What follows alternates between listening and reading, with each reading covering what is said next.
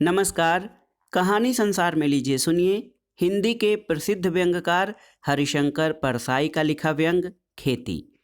दोस्तों, परसाई जी के व्यंगों की विशेषता ये है कि ये इतने तीखे और चुभने वाले होते हैं कि बरबस ही पाठक के मन पर अमिट प्रभाव छोड़ते हैं और पाठक सोचने पर मजबूर हो जाता है।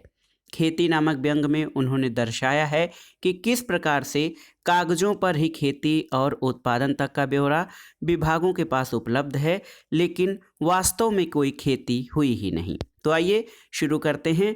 हरिशंकर परसाई का लिखा व्यंग खेती, वाचन स्वर मेरा यानी अनुराग चौधरी का है।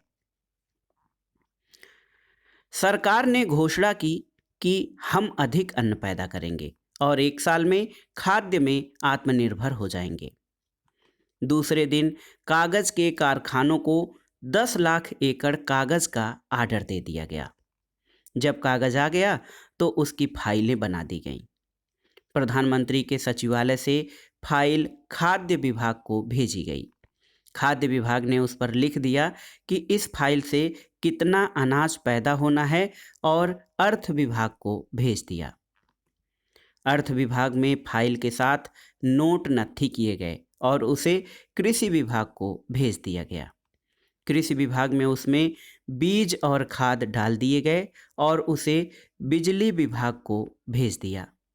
बिजली विभाग ने उसमें बिजली लगाई और उसे सिंचाई विभाग को भेज दिया गया। अब यह फाइल गृह विभाग को भेज दी गई। गृह विभाग ने उसे सिपाही को सौंपा और पुलिस की निगरानी में वह फाइल राजधानी से लेकर तहसील तक के दफ्तरों में ले जाई गई। हर दफ्तर में फाइल की आरती करके उसे दूसरे दफ्तर में भेज दिया जाता। जब फाइल सब दफ्तर घूम चुकी तब उसे पकी जानकर फूड कॉरपोरेशन के दफ्तर में भेज दिया गया और उस पर लिख दिया गया कि इसकी फसल काट ली जाए। इस तरह 10 लाख एकड़ कागज की फाइलों की फसल पककर फूड कॉरपोरेशन के पास पहुंच गई। एक दिन एक किसान सरकार से मिला और उसने कहा, हुजूर, हम किसानों को आप जमीन, पानी और बीज दिला दीजिए और अपने अफसरों से हमारी रक्षा कीजिए, तो हम देश के लिए पूरा अनाज पैदा कर देंगे। सरकारी प्रवक्ता ने जवाब दिया, अन्न की पैदावार के लिए किसान की अब जरूरत नहीं है। हम 10 लाख एकड़ कागज पर अन्न पैदा कर रहे हैं। कुछ दिनों बाद सरकार ने बयान दिया, इस साल तो संभव नहीं हो सका, पर आगामी साल में हम जरूर खाद्य में आत्मनिर्भर हो जाएंगे।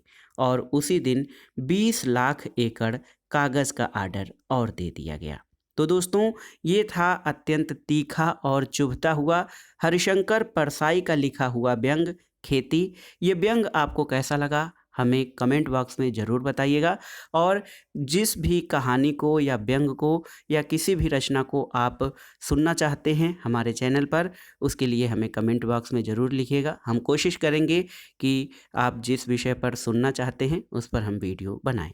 वीडियो देखने के लिए धन्यवाद दोस्तों। नमस्कार।